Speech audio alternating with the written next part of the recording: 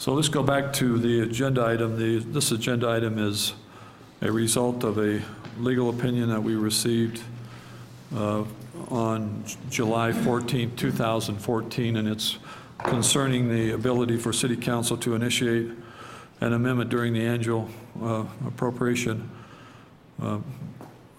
ordinance time. And so I've kind of gone through and done some work on the areas of the charter and the code that I think there are plenty of opportunities for council to have an opportunity to initiate action and being able to do things that affect current year legal spending. And so I just listed out several of these here, and I was doing this in a hurry this morning, and I should have put all the references by them as I went through it. And as this is not an exhaustive list, but it is a list of places where there are many areas in the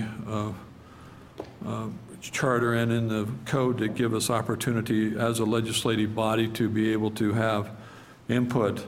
The first is there is no limitation placed. I'll just go down through these, and if you want to chime in or whatever you want to talk about it as you go on, that's fine. There is no limitation put on the legislative branch of the city in making ordinances that affect current year spending. It's the legislative branch is the council, and it doesn't restrict the council to saying you can only do certain types of ordinances at certain times of the year, and you can only do certain ordinances that affect certain aspects of the code. It just gives us a total open statement that says that we are the legislative branch of the city, and there is no limit to the ordinances that we can do on current year spending.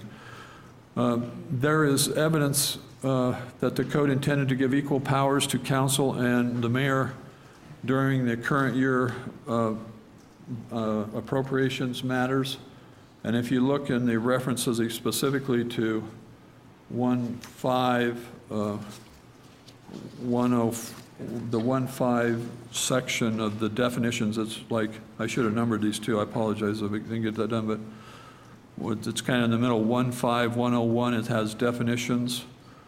And then it talks about the budget creation of accounts, the budget approved by City Council, amending appropriations and tax levy amendments, how that is handled. Specifically, the transfers in 104, the transfer of funds within departments or special funds. Anytime the mayor may authorize the chief financial officer to transfer any unexpected city appropriation account balances or portion of one account number classification to another within the same department or special fund.